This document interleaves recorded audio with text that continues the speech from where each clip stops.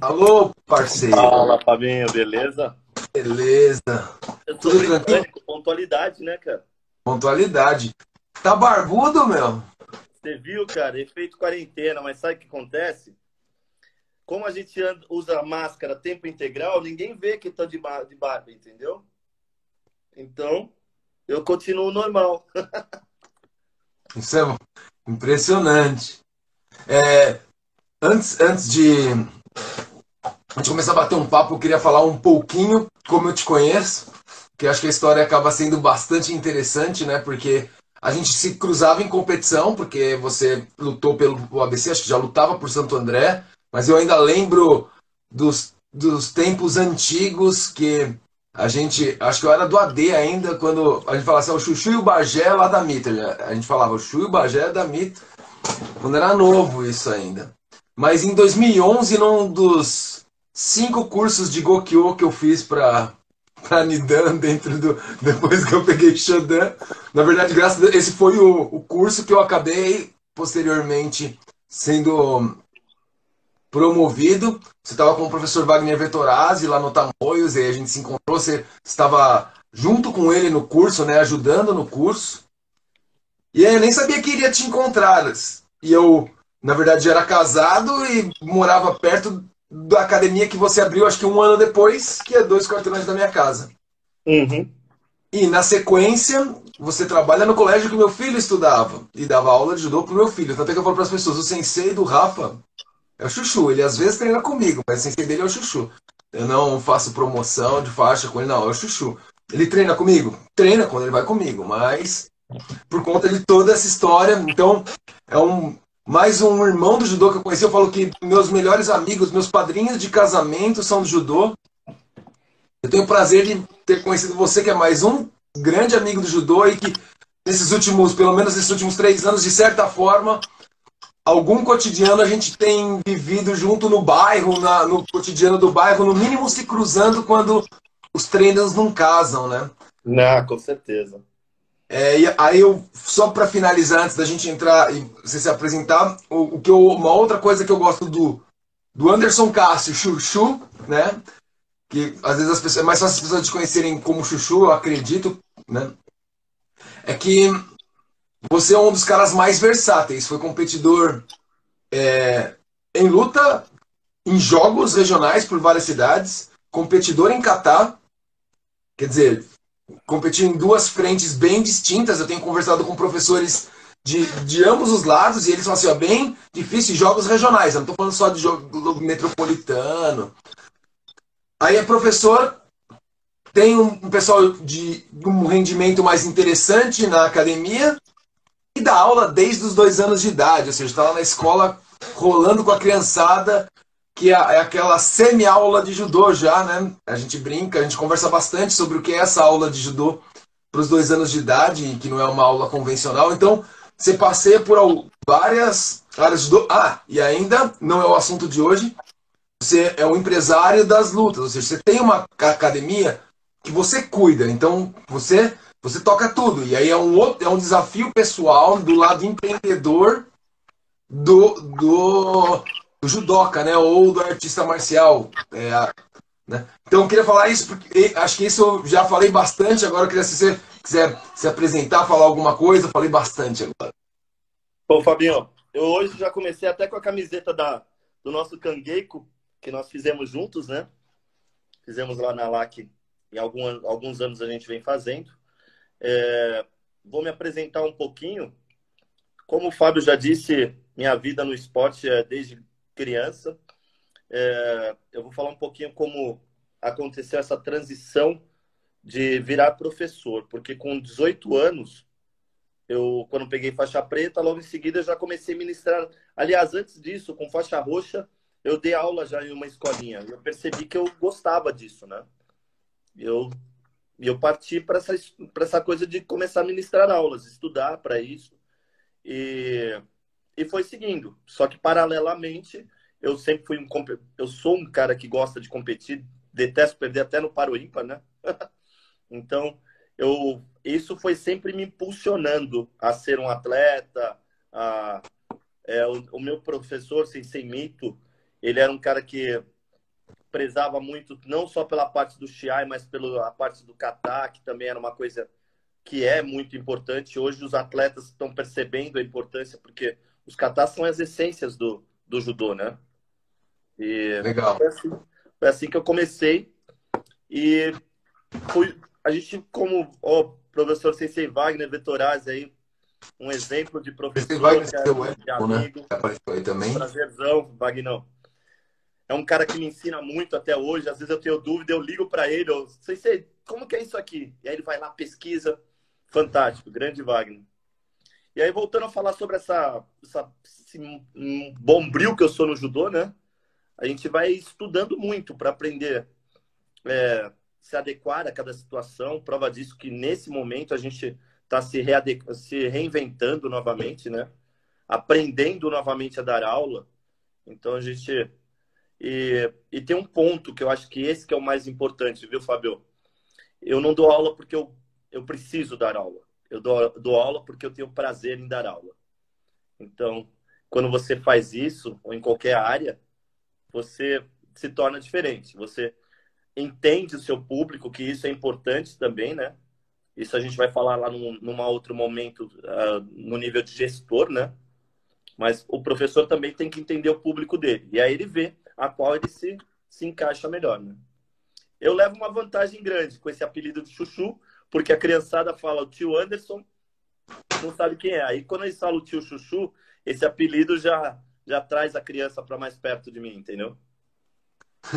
Isso é legal. Dando aula no ensino infantil, sempre quando eu vou para uma escola nova, demora um mês. Quer dizer, todo ano isso acontece, né? A gente já conversou sobre isso. Quando você pega criança de 2, 3 anos, tem 2 meses para a criança numa escola que só tem mulher se adaptar com a nossa cara, antes de qualquer coisa, né?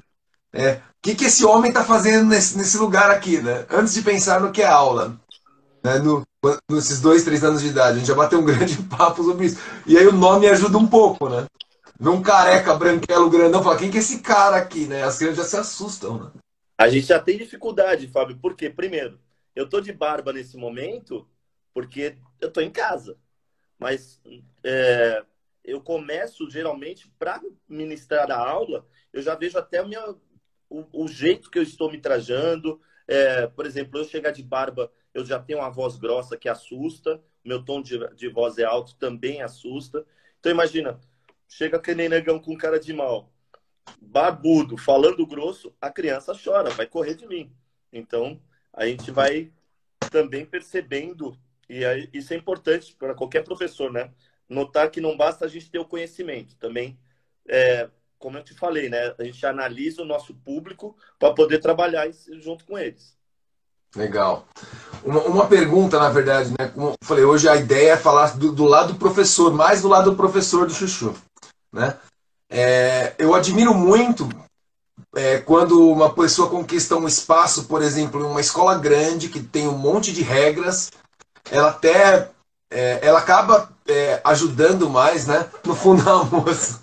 Você é um cara bonzinho, todo mundo sabe. Eu vou ter que falar essa. Você é tão bonzinho que eu deixo escapar quando eu puxo o treino. Eu falo assim: alguém tá cansado, sem nenhuma maldade, ou eu estou com o Rafa no clube. Eu estou no Rafa no clube, no clube. Alguém tá cansado? Aí o Rafa olha pra mim, meu filho. Você tá falando igual o Sensei Chuchu? Ou seja, ele já quer saber se eu tô falando que é pra pagar flexão ou não. O Rafa, eu tô no clube, eu não tô nem na LAC. Quando eu tô na LAC, todo mundo já olha assim pra mim. Eu tenho que falar, não, é estilo chuchu ou não estilo chuchu. Eu tenho que explicar quando eu falo, se eu pergunto se alguém tá cansado. Essa é uma outra coisa. É o estilo, né? É o que acontece na aula. Vamos contar, Conta o que você faz. Conta o que você faz. Agora não pode contar o que você faz. Hã? Vamos contar então para eles. Pessoal, para quem não sabe ainda como que acontece na LAC, eu tenho uma forma divertida de incentivar as pessoas. Então é assim, e o mais importante, a gente entende que é um coletivo, eu não faço nada sozinho. Então, no momento que um aluno fala que está cansado, eu aviso, por exemplo, o Fábio cansou. Eu falo, meu povo, tadinho do Fábio, está cansado, vamos ajudar ele. Vamos fazer todo mundo junto 10 flexões de braço. Então é assim, então as crianças ou os adultos, todo mundo se condicionou a não ficar cansado. Eu não entendo por quê. É só uma forma Ninguém fica cansado no treino. Inclusive, como eu falei, muda o professor que está no treino e eles perguntam: você é do chuchu? Nunca cansado, nunca É isso cansado. aí, Gabi. Tá cansada, Gabi? Agora estão na moleza, né? Nem cansado. Então, e você está numa escola, voltando, né? Numa escola há muito tempo e uma escola que tem bastante regras, e isso tem que ser valorizado porque a gente percebe no mercado, e aí depois você até pode, no dia quando você vai falar com o gestor, os professores hoje em dia têm pouco comprometimento. Tanto é que você acaba tendo que trocar professor por. Às vezes fala, pô, você não quer trocar, mas você acaba tendo que trocar. E aí eu queria que você falasse, putz, você se, como você faz? Você se adapta? Porque você dá aula em algumas escolas que são mais simples, menos exigentes, as outras que são mais exigentes. Como você se adapta a um planejamento da escola? Ou você já chega com alguma coisa pronta? Como você faz isso? Tem escola que o professor de judô é o auleiro, ela nem te pergunta nada. Você chega, dá aula e vai embora. Mas as melhores escolas não são assim, né? Sim. Fabio, olha só. Eu trato todas as escolas da mesma forma. O que acontece que isso que é muito diferente. Cada escola tem a sua regra. Se nós...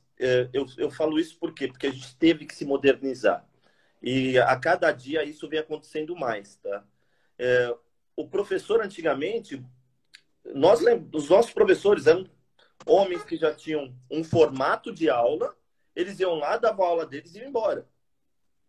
Tá? Quando eu comecei a dar aula, também era assim. Eu comecei a dar aula com 18, estou com 47. Então, muito tempo passou. E a gente foi... Os caras que não se modernizaram, ou eles cansaram de dar aula, ou não ficam no mercado. Então, por exemplo, eu entro num colégio grande. Eles têm a regra dele. Eu mostro a minha forma de aula. Tá? Minha forma é X. Mas você tem que aprender a colocar... por exemplo, a gente tem diário de classe, que antigamente não existia. Tem um planejamento de aula, que isso é fundamental. Tá? Isso nós aprendemos na faculdade, que a gente tinha que fazer planejamento, etc. E isso tem que ser colocado em prática hoje. Tá? Se o cara... eu vou voltar num ponto que eu falei agora há pouco também, que é o prazer em dar aula. O comprometimento em dar aula. Tá? Então, eu já tive situação na qual, no meio do período, outro lugar me fez uma proposta no valor salarial maior e eu falei, não vou, porque eu tenho um comprometimento até o final desse período. Então, hoje as pessoas não agem assim. É difícil. Por isso, a gente se mantém há tanto tempo no mercado e nas mesmas escolas. Quanto a esses planejamentos que eu vim falando para você, eu aprendi. Antes eu era o cara só do tatame. Então, de repente, um ano, a coordenação fez, tem que mandar o planejamento, tem que fazer a avaliação dos alunos. Falei, pô, avaliação, educação infantil, pô, e agora, o que eu faço? Me pegou de calça curta, eu não sabia o que fazer. Aí, o que eu fiz? Voltei, sentei em casa, computador, liga para um que você tem mais acesso, pede ajuda, e fui me modernizando, fui me atualizando, tá? Então, hoje, é a mesma coisa que está acontecendo no dia de hoje. Hoje, por exemplo, eu dei uma aula já, às 6 da tarde a gente tem outra aula. Então, o cara que não aceitou que a gente tem que evoluir a cada dia, ele não consegue ficar no mercado dando aula. Entendeu? Então, basicamente é isso que acontece, que aconteceu sempre para mim. Tá? A gente tem que ter um tempo nosso de estudo, de trazer coisa nova, de procurar... como eu te falei, você olha o teu público, você analisa, vou levar um pouquinho mais para o lado da educação infantil, tá? Que é onde é meu caso. Eu ia chegar aí já, mas vamos lá. É aí que eu queria conversar contigo, que eu sei que é um trabalho gigantesco seu aí na educação infantil. Então, olha que engraçado. Isso eu saquei com 18 anos. Sabe como que eu comecei a interagir com os meus alunos de educação infantil? Assistindo desenho, cara. Eu lembro que na época era Cavaleiros do Zodíaco, que as crianças... Eu tô falando de crianças na faixa etária de 8 anos, 9 anos, até 7, que assistiam Cavaleiro do Zodíaco naquela época. Eu falava, que isso? Aí eu fui assistir. Então, muitas vezes, eu chamava a atenção do garoto conversando sobre o desenho animado que ele estava falando, entendeu? Então ele falava, pô, o tio Chuchu, ele também assiste o desenho. Então eu me tornava mais próximo a ele. E aí eu fazia esse trabalho, conseguia desenvolver a minha aula de judô, entendeu? Legal. É, como você trata, a gente, eu não sei se você tem acompanhado ou não, mas eu tenho feito esse trabalho mais solo com pessoas conhecidas no Instagram ou no YouTube, algumas lives para conversar sobre o que elas estão fazendo, que elas fazem de diferente no dia a dia. E de terça e quinta eu estou com algumas pessoas que eu estudei, o Fernando Garbelotto e o Fernando Iqueda, você deve conhecer os dois daqui da capital, Sim. para a gente trazer estudos e coisas sobre a competição mais ligadas à ciência. Né? E a gente falou bastante sobre a preparação dos professores, ou seja, a gente vira faixa preta, começa a dar aula, às vezes não faixa preta, eu comecei marrom, você roxa, e espera-se que começa com a faixa preta, mas a faixa preta é uma identificação claramente, inclusive pela federação, de especialista em judô. Não, ninguém te transforma em professor. Não tem uma formação de professor dentro da arte. E até uma coisa que eu comecei a estudar e descobri que tem em outros países. A gente tem que fazer educação física e tem que ter o trabalho de a gente fazer o link da educação física com o judô, porque ninguém no curso de educação física, por exemplo, quem me teve como professor no curso de educação física, ou o Gulô, que deu aula comigo, acaba, como tem afinidade da modalidade, vem perguntar as coisas específicas. Mas se não tem, a pessoa tem que falar, eu vi essa brincadeira, ela tem a ver com o que eu faço no meu dia a dia? Eu, eu vi uma situação de crescimento e desenvolvimento, se enquadra no meu perfil nos meus alunos? Aí você cai na educação infantil, ou seja, a gente faz atleta, movimentos meramente técnicos, e cai para dar aula de 2 anos a 6 anos de idade. Né? Aí você pega aquela turminha de 2 anos. Como você foi. Não como é hoje, eu sei, a gente conversa sobre isso, mas como você foi transformando para tornar uma aula. A gente sabe que ela não. O judô é o nome da modalidade, quer dizer, a porcentagem de judô na aula é muito pequena, incluindo o nome, mas tem elementos de construção motora e de afetivo social da criança, que é o mais importante. Mas como você amadureceu isso? Eu sei que você fez educação física, mas onde você foi buscar para estar mais antenado, para modificar sua aula? Com certeza, a aula que você deu para 3 anos há 47, há 30 anos atrás, é muito diferente da aula que você dá hoje. E aí é isso que eu quero saber, essa construção e essa modificação, e o que você tem como premissa hoje, né, quando você entra na educação infantil, 2, 3 anos, 4? Tá, legal. Ó, primeiro que é o seguinte, mais do que a educação física, cara, a gente já conversou uma vez sobre isso e eu acho que é muito importante, eu vou falar do professor, tá? O cara pega a faixa preta e ele começa a dar aula. Só que, hoje, o nosso faixa preta, ele não está preparado para ser um professor. Mesmo que de educação infantil. Por quê? Porque ele realmente é um atleta, ele está acostumado a treinar, tá? Então, eu acho que, de repente, a gente podia até começar a surgir novos cursos voltados a dar aula, a ministrar aula, tá? Porque é o que a gente falou. Não é todo cara que foi atleta que tem o cacuete de ser professor. Tem cara que foi atleta fantástico. Mas... Eu só posso fazer um adendo? A gente fala assim, tem o dom. É treinável. Você pode não ter o dom de dar a aula que você olha aquele cara e fala, essa aula é maravilhosa. Beleza, ele tem um dom. Mas igual fazer golpe no Ticome, dar aula é treinável. É treinável, é ferramenta, né?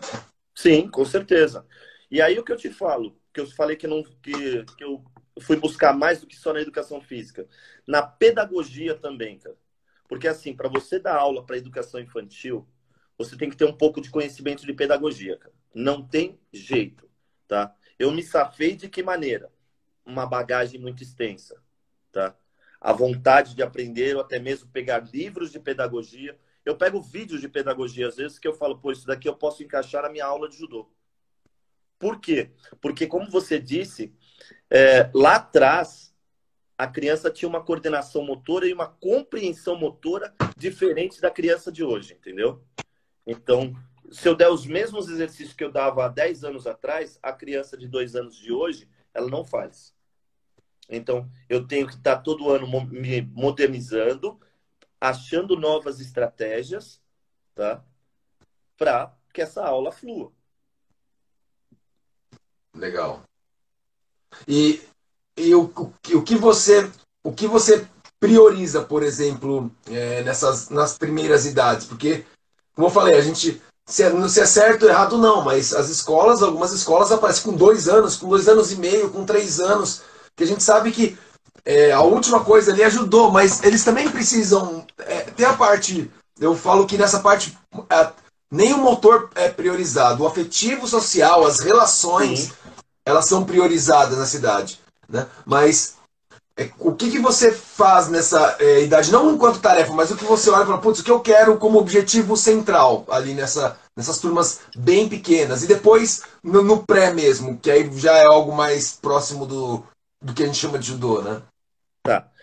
Vamos começar então pelos 2 anos. Com 2 anos, o meu intuito principal é só a afetividade.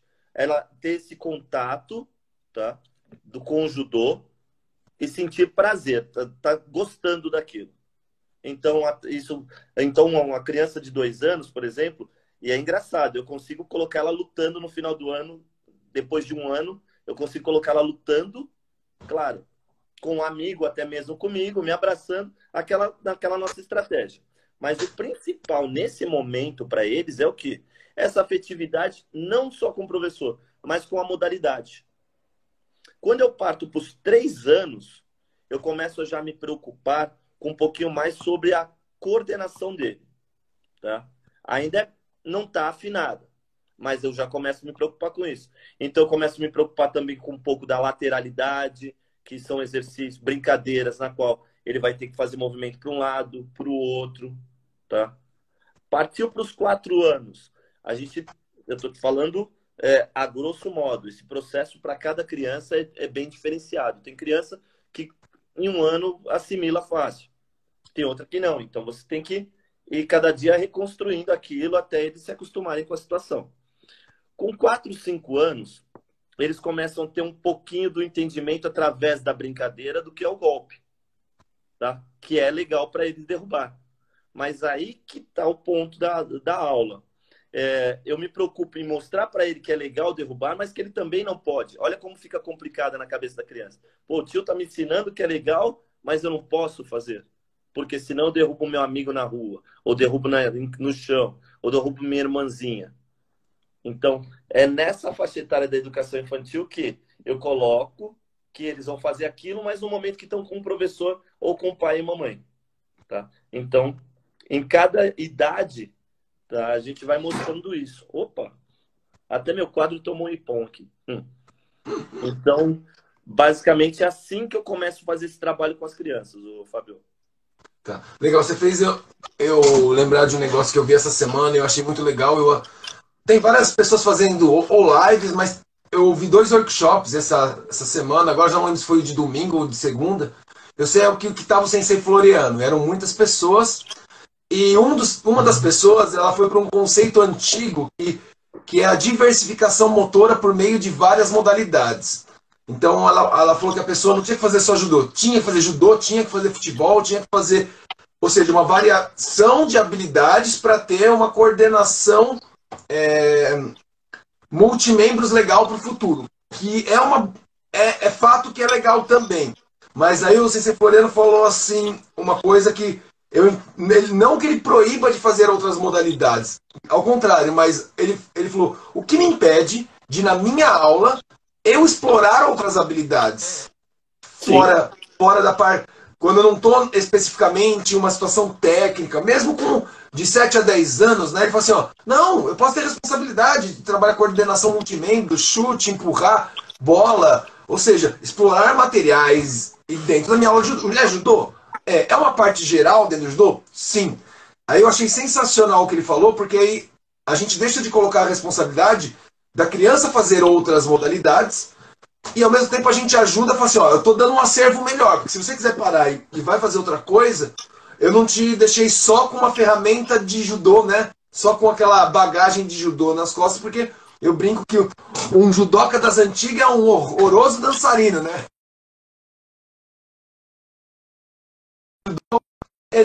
tem mais dificuldade por conta da especificidade. Não tem jeito. Né? Legal. E aí você vai também nas escolas de 7. Em escolas você vai até o quê? Até os 12 anos também? Na realidade, dou aula até adolescente, cara.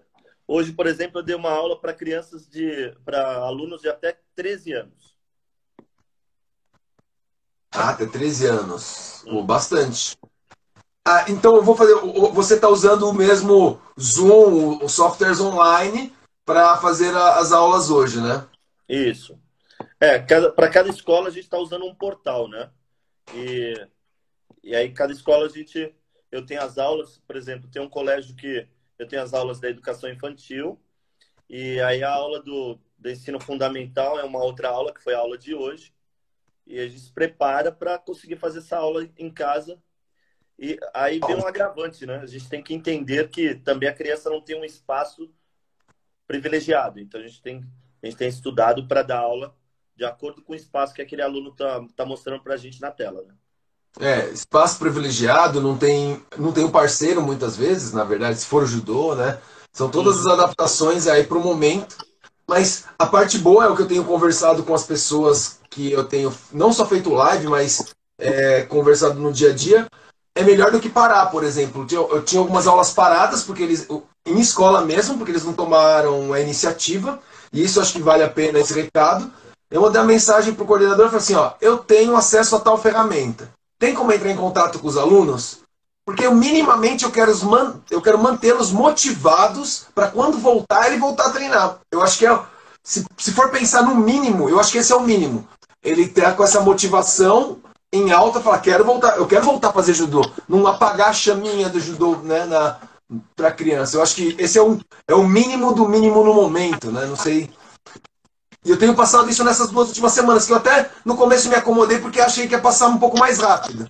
Mas ao meu ver, esse ano ninguém volta para a escola esse ano. Ao meu ver, assim, esse ano ninguém volta. Então, nós vamos ficar parados 6 meses, aí a gente começa a se movimentar, né? Então, Fábio, eu vou te contar uma coisa interessante que aconteceu comigo. Nas 2, 3 primeiras semanas, eu também falei, vai passar, cara. Não quero mandar aulas, vídeos de aulas, de nada disso.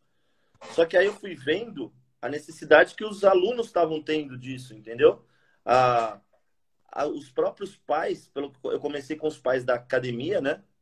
Me pedindo, não tem como dar uma aula porque ele está aqui desolado em casa, ele não aguenta mais ficar sentado jogando videogame, porque é tudo novo, tá tudo novo para todo mundo, né?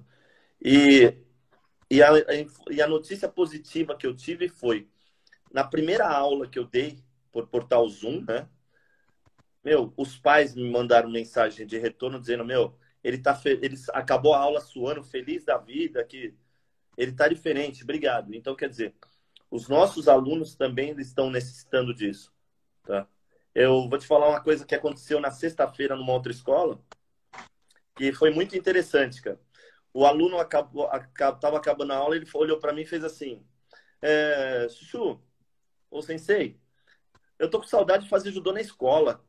Eu falei, pô, eu também, logo logo a gente vai estar junto. Eu falei, mas por que você não gosta de ficar em casa? Ele falou, gosto, mas eu gosto da aula de judô lá na escola, porque quando acaba, você faz a fila e aí vem um por um e bate na sua mão para te cumprimentar. Aqui a gente não faz isso. Eu falei, peraí, que nós vamos resolver isso agora. Eu falei, eu vou falar o nome de um por um, vou colocar a mão assim na tela e vocês me cumprimentam. Resolvido? Aí, resolvido. Aí eu chamei um por um e eles foram... Eu aliviei o problema. E aí eu vou cair num ponto que a gente conversou agora há pouco.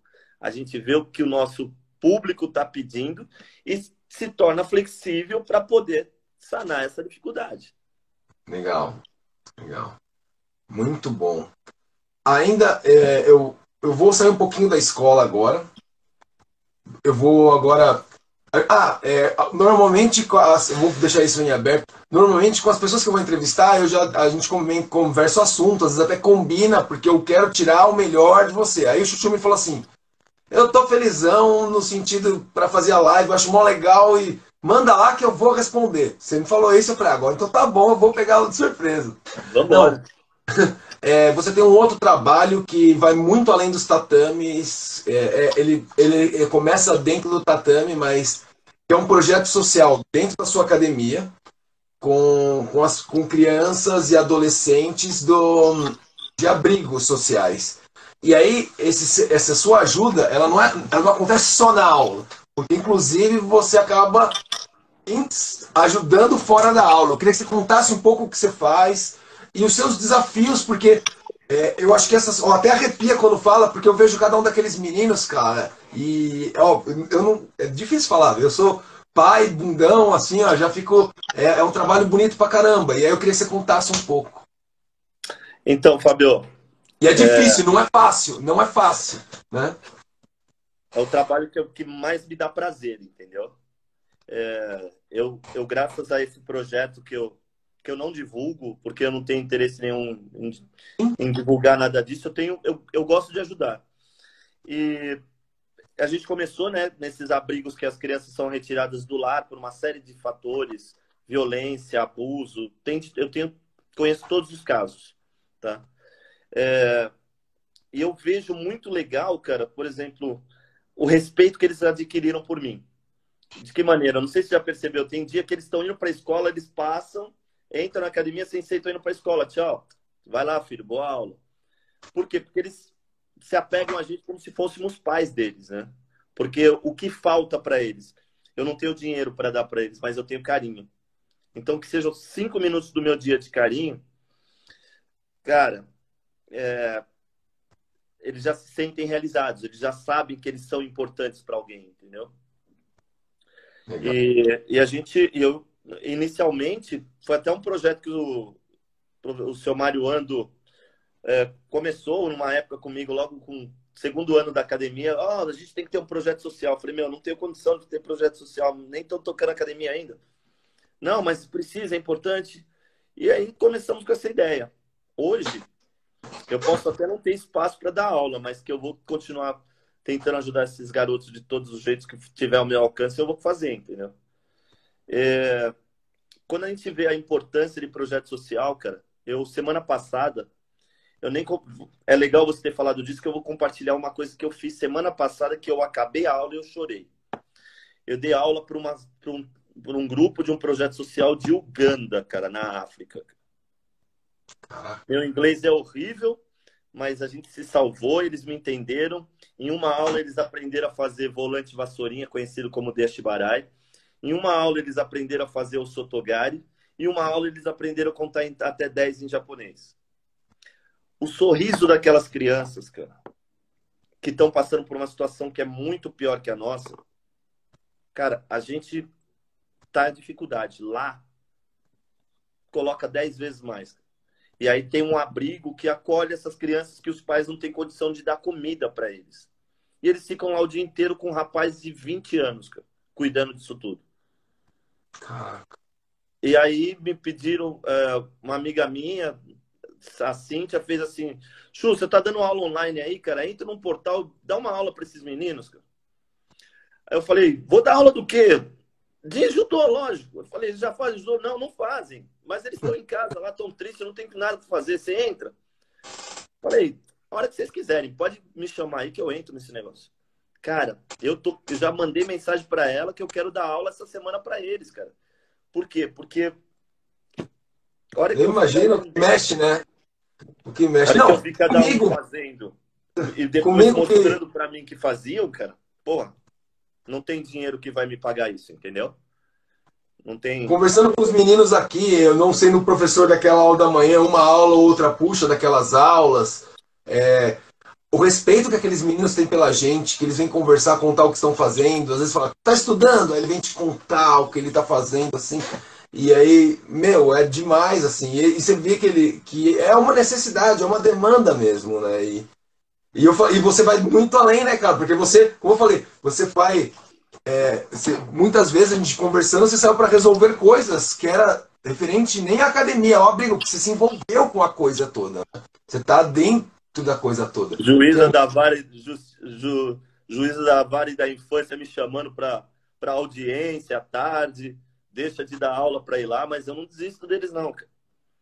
Não, não, eu sei que você não fala, mas eu tô aqui para fazer isso porque é uma parte a gente, eu falo que Sensei Vettorazzi tem feito várias. Nós somos profissionais do judô ou da luta, porque você tem uma outra luta que também você se sustenta, eu tenho uma outra luta que provavelmente vai me ajudar a me sustentar, porque eu vejo um potencial nela. E a gente vive ou profissional do judô ou profissional da luta. E essa ferramenta, ela faz várias coisas. E uma coisa importante não é ser atleta, é ser uma pessoa honesta, que quer o bem dos outros, e no que pode ajudar, e às vezes no que não pode ajudar os outros. Eu acho que o maior orgulho é você ver o seu aluno não faixa preta, mas formado, trabalhando, com família, e você fala, meu, acho que eu alcancei o que eu queria, né? Mais ou menos. Aí uma criança dessas aí, um adolescente desse, nem tem palavras, né? Cara, a gente é formador de caráter, né, cara? Formador de opinião, cara. Então, eu falo que ser professor me faz me tornar um homem melhor, cara. Porque, assim, eu falo pro meu aluno, ele não pode brigar na rua. E aí, quando eu me estresso no volante, que alguém me xingou, eu penso, falo, cara, imagina se eu desço e brigo com esse cara e meu aluno que me trata como ídolo me vê fazendo um absurdo desse. Imagina se o meu aluno, que eu falo pra ele que ele tem que ser um cara fantástico em casa, me pega bêbado na esquina. Então, eu falo que dar aula me ensina a ser melhor, cara. Me faz ter vontade de ser melhor. Me policiar, me cuidar, saber que... Cara, é fantástico, às vezes, eu encontrar alguém na rua. Ou então, eu não sei se eu te contei um dia que eu entrei numa escola que eu cheguei 5 minutos atrasado, cara. Um garotinho dando aula, parecia eu. Eu falei, pô, sou eu. Ele falava igualzinho a mim. Olha, pera de borboletinha agora.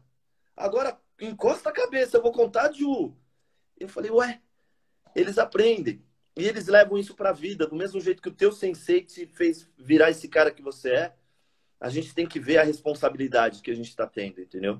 E o cuidado que a gente tem que ter. Eu já ouvi, cara, depois de 15, 20 anos que teve aula comigo, ou quantos que você já viu lá na academia que chega, parece até mais velho. Eu falo, cara, ô, sensei, você deu aula quando eu era criança. Eu falo, eu, cara? Teve um que aparecia lá que... Como assim? Como que eu te dei aula quando você era criança? Não, você falava assim, assim, assim. Então, até para dar bronca, cara, a gente tem que tomar cuidado, cara. Até aquela criança que às vezes você olha e fala, meu, isso não vai dar nada. Vai dar sim, cara. Todo mundo tem chance, cara. Então, se você está dando a aula, se você se propôs a fazer isso, meu irmão, faz com coração, faz com vontade, cara. É isso, né, cara? Você me quebrou, cara. Eu tô pensando em cada criança dos abrigos, me dá vontade de chorar. Você é louco. Mas é pesado, sabe? Então, como você deixou aberto, eu falei, não vou deixar ele falar nisso. Se é pesado para mim, e o meu envolvimento é infinitamente menor que o seu com as crianças, já tá aí, já tá falado, né? Com você é pesado. Vou falar de uma coisa mais alegre agora. Me salvou, obrigado, cara. Por quê? De propósito, eu peguei aquela foto nossa. Desculpa, eu tirei a nossa amiga do Sumô. Eu tirei, como é o nome dela, sua amiga? Fernanda Rua. Fernanda. Eu vou depois publicar aquela foto com nós três lá, porque eu cortei ela para caber na live e tal, que ela é a professora de Sumô. E aí a gente, na minha capa, nós dois com roupa, com... Ai, cara, deu branco. Mawashi. Aí deu branco, com Mawashi, barriga de fora, fala, o que esses retardados estão fazendo de sumo? A minha esposa olhou aquela e falou, você não vai colocar isso, vai virar meme. Eu também estava desesperado, eu falei, essa não, cara. Eu falei assim, não, cara, pelo contrário, né? Na verdade, a gente estava dando aula para criança. O meu olhar, eu não tô nem aí pro mico que eu paguei, a gente dá aula para criança. E aí eu queria falar, como você pensa, porque essa foto eu já vou ter, é do Kangeiko da LAC. É do Kangeiko, a gente faz o Kangeiko. O Kangeiko tem um foco maior com as crianças. Na verdade, não tem faixa etária, tem de tudo. É de 4 a 20, 30, sei lá, a gente faz as divisões, mas eu queria mostrar o formato, porque como não tem um formato competitivo, esse formato é seu. Você inventou dessa forma ou pegou de algum lugar esse formato. E é um formato, é certo, é errado? Não, é um Kangeiko, você prioriza as lutas e é isso que você faz e é muito legal. E eu queria que você falasse dele. É um trabalho muito diferente. Na realidade, quando eu era garoto no judô, né? Já treinando judô, a gente ia para Bastos, para os cangueicos de Bastos, que era uma semana de treinos intensos de judô. Quando nós criamos a ALAC, eu falei, a ALAC é uma academia de lutas, não é só judô, então eu tenho que abrir para todo mundo. Então nós fizemos o formato do quê? Eu convido a cada dia, como a maioria pratica judô, a gente tem judô quase todos os dias, e a gente pratica modalidades diferentes. Vamos conhecer artes marciais diferentes. Isso me ajuda não só no judô, mas como nas outras modalidades, porque o garoto, ele vem, por exemplo, do judô, ele quer aprender, ele tem uma aula com a Fernanda de sumô. Ele entende o mecanismo que muitas vezes ele não conseguia fazer no judô e ele acaba colocando em prática. E o mais importante, ele desperta, né, o prazer dele, porque para nós, foi o que eu te falei, quando eu era garoto, meu sonho era ser atleta e ganhar, ir para a Olimpíada. O garoto hoje, muitas vezes, ele faz como uma válvula de escape apenas. Então, se eu vou fazer uma semana que já é maçante para ele, eles não iam querer. Então, agora é o contrário. Acaba o cangueiko, eles já estão me pedindo o shotsugeiko, que é o de verão. Então, e os que não fazem ficam desesperados. Ah, como que foi? Não sei o quê. Ah, nós vamos dormir na academia uma noite. Sim, legal. Então, quando eu na realidade, esse formato fui eu mesmo que montei, né, Fábio? Eu fui pesquisando, fui vendo que lutas que se encaixavam. Eu tenho professores também de outras modalidades lá, né? Prova disso que você também deu uma aula de Aikido já, né? E a cada cangueiko, a gente espera nos últimos dias que a gente conta quais vão ser as novidades para eles saberem. Só que eu deixo em aberto para os alunos escolherem alguma modalidade que eles gostaram muito para a gente manter. Então, coincidentemente, o Kung Fu não, desculpa, o Sumo, que eles adoram ficar só com a sunga e fazer a lutinha. Então, esse já é cadeira VIP lá no cangueiko da lá. É muito legal porque é um treino muito diferente, eles ficam vidrados, colocar o mauache e brincar agarrando o círculo, eles gostam demais, assim, essa é uma das aulas, se não é a que eles mais gostam das diferentes, é uma das, né? Fora o passeio, que também tem várias coisas, na verdade, quase todo dia judô, lutas diferentes, sempre um passeio, então os anos que participei, todo ano saiu para algum lugar para fazer algo diferente, no parque, né, no parque, e uma noite na academia. Todo mundo dorme lá e acordado delicadamente, com aquela alegria de cangueiro. Delicadamente, com rock, por exemplo, né? Por exemplo, exatamente. Ou com aquele buzinão do sensei. Isso. Ou o sensei no meio da noite com a espada de Jedi, no escuro, andando com a espada acesa. É as coisas de maluco lá, né? Mas é isso que elas querem. No fundo, nenhuma criança fala, não, você me acordou, quero ficar mais um pouco. Não, ela tá lá, ela acorda já limpa o dojo pra gente poder treinar na sequência. São boas lembranças que ela trabalha e ela acaba representando dentro daquelas boas lembranças que ela terá, né, do que ela tá fazendo. Então esse eu acho que é um momento diferenciado. Eu queria agora só que você me falasse, eu saí da escola, mas eu falei, você dá aula até 13 anos. A LAC ainda, obviamente pela idade dela, são 5 anos, é isso? 5 anos. Ainda não montou um grupo consistente até para competir, por vários fatores. Acho que ainda tem, mas não é prioridade. Mas também não formou um grupo para aquilo, né? Como você lidar com isso, com as crianças, com levá-las para competição, pretensão em levar para competição, se as eu tô um monte de pergunta em uma. Se algumas crianças te cobram disso, obviamente que eu pergunto sabendo de algumas histórias, né? Quando você é cobrado, você fala não é cobrado em relação à competição, porque é comum isso, né? Também. Na verdade, faz parte do mundo do judô, né? Então, Fabio, a gente tem uma realidade que é bem diferente, tá? Primeiro, o meu foco principal é ensinar a arte marcial. Tá? Eu fui um competidor que sou, né? Não posso negar. Mas eu deixo sempre bem claro para todos os pais quando entram ali que é uma academia filiada à Federação Paulista, é uma entidade credenciada e que a gente vai tentar ensinar o melhor para ele. O pai ou o aluno, que muitas vezes vem parte do pai ou parte do aluno diretamente. O pai que tem interesse em colocar na competição, a gente acaba dando um treino mais intenso voltado à competição. Tá?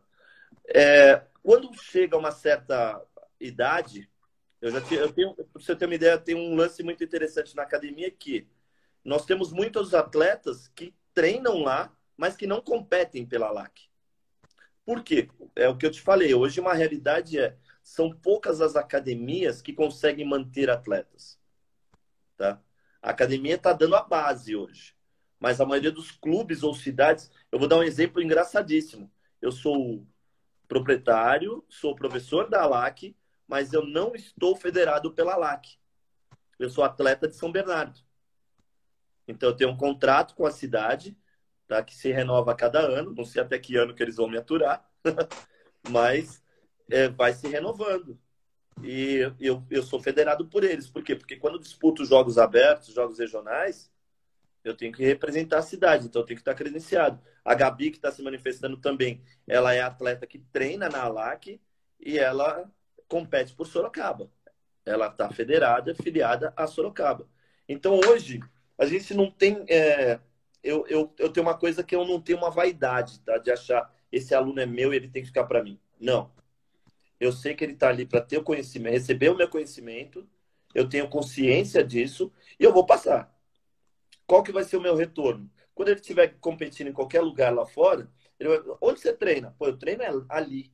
Então, esse é o meu retorno, não tem esse problema. Pode representar quem quiser.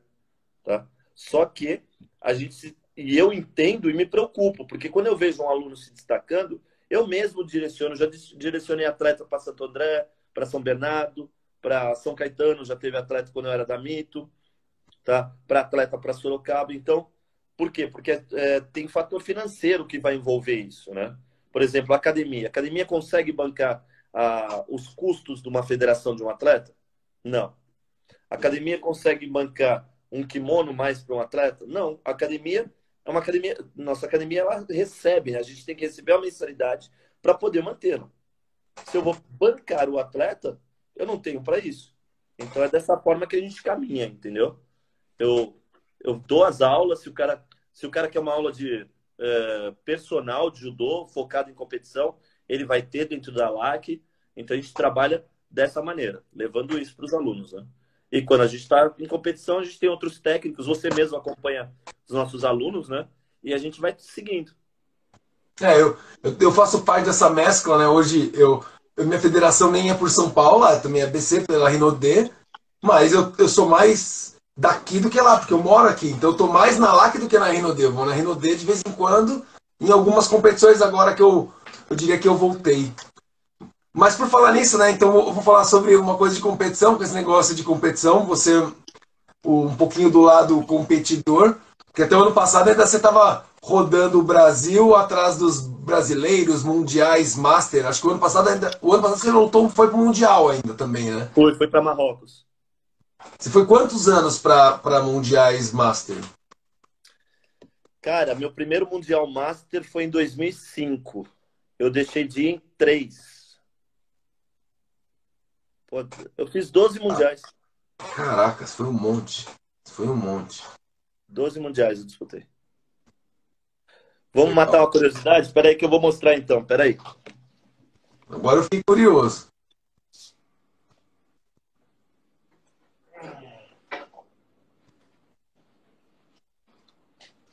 Voltei. Todos esses mundiais me renderam isso aqui, ó. Esse montinho de medalhas. Deu para ver? Vamos abrir uma por uma. Tem uma, duas, três, 4, 5, 6, 7, 8, Quase em todas, então, né? 9, 10, 11 medalhas. Esses mundiais me renderam 11 medalhas. Legal. Bem, hein? Foi bem. Além de passear bastante pelo mundo, né? Porque você rodou muitos lugares aí, né? Sim, cara. E agora, pela academia, essa daí puxando o peixe para nós, né?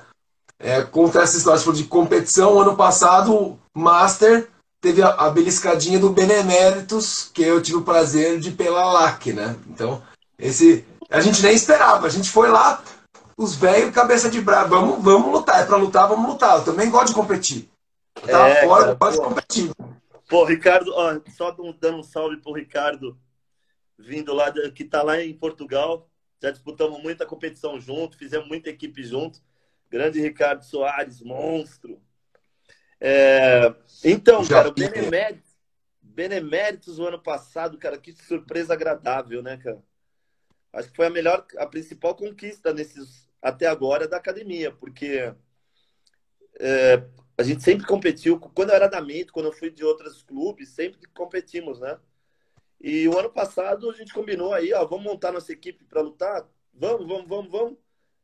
Vamos que vamos, cara. Pô, e ainda foi engraçado que eu tentei me poupar, né? Porque eu tava uma semana da viagem para o Mundial, cheio de dor. Eu falei, você reserva. Na hora da luta, reserva coisa nenhuma. Vamos para dentro e vamos ganhar essa parada. Você rezando pra ganhar nas 3 primeiras lutas, pra você sai de 5 pra não ter que lutar. Não, eu coloquei em número 4. Eu falei, não. 4, isso. Minha equipe tá forte, vai ganhar de 3-0, não vou nem entrar para lutar. Aí 1-0, 2-0, tudo caminhando bem, 2-1 para nós. Eu falei, puta, vou ter que entrar. Aí fui lá, fizemos aquele tradicional chãozinho, daquele jeitinho, e garantimos a medalha. É isso aí, cara. O troféuzinho tá lá bem com carinho, né? E é legal que faz parte da história da LAC, né? E é legal, eu acho que é legal essa de Master também, porque são pessoas, os Masters da LAC. Eu acho que eu sou o mais novo, não o mais novo em idade, mas o mais novo na LAC, mas muitos são da Mito, da sua época de Mito, né? Se não todos aí, quase todos, né? Cara, ó, eu vou te contar uma coisa muito interessante, tá? Eu acho que o principal sempre a gente tem que manter o respeito. Quando eu falo em respeito, eu tô falando do respeito à minha casa, que se você olhar no meu sofá, eu tenho um travesseirinho da Mito.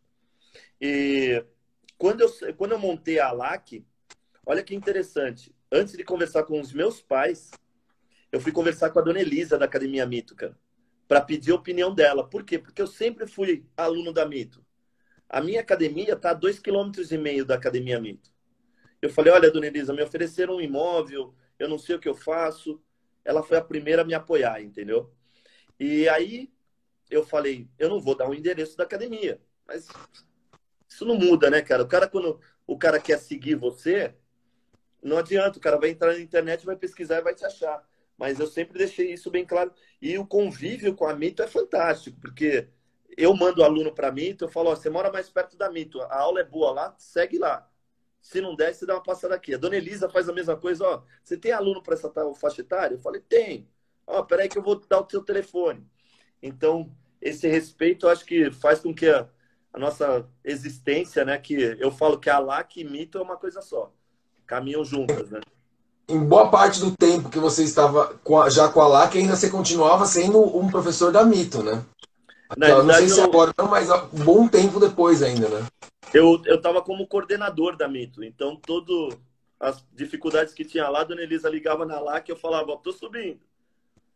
Aí ia lá, né? Então, esse é outro lado interessante, né? Porque você saiu de uma academia extremamente tradicional no bairro, está no bairro do lado, né? Mas é 2,5 km e montou a sua academia.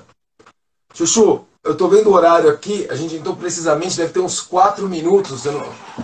A gente bateu um papo, acho que foi legal para conhecer o professor Chuchu, o que ele faz de diferente, o que ele. São essas coisas do profissional de judô e o profissional de luta. A gente vive disso. Então é legal falar para os novos ou para outras pessoas, porque assim, tem pessoas que falam assim, pô, não vou fazer isso, ou vou fazer isso. É igual agora quando, numa próxima live, que eu já combinei com você, a gente falar só da gestão da academia, o que você pensa da academia, porque muitas pessoas ou têm medo de abrir, ou abriram e quebraram por conta de X ou de Y. E aí, e não é uma vida fácil. A gente conversa muito, é uma vida, é uma vida sofrida. Esse tem que ser cobrado para ir na LAC. Imagina que todas as semanas, eu vou lá, vou treinar. Nunca vem. Frank Suzuki, saudade, meu amigo. Muitas competições juntos, isso aí. E mora aqui perto esse safado. Por falar nisso, fazer o jabá. Sexta-feira é com ele que eu vou falar, hein? Opa, então eu vou assistir, vou acompanhar, hein? Sexta-feira eu vou falar com o Frank Suzuki. Obviamente eu vou falar dele, eu vou falar da irmã dele. Nossa, que sacanagem, né?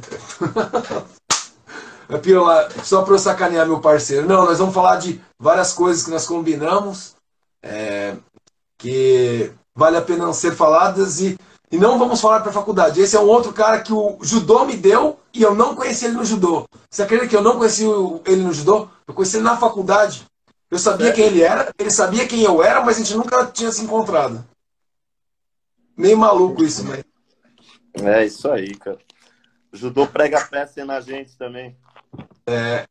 Tem 3 minutos, eu queria deixar aberto para você dar aí seu recado. Acho que você falou várias coisas muito bacanas hoje, mas eu não sei, agradecer as pessoas que passaram por aí, que te seguem também. Só antes de deixar você falar, sempre a live, se eu conseguir salvar normalmente, que uma deu pau dessas que eu fiz, eu salvo e depois eu jogo ela editadinha, pelo menos um do lado do outro, no YouTube, para não perder o registro. Porque desse jeito aqui, depois de um tempo, some, né? Uhum. Não, perfeito.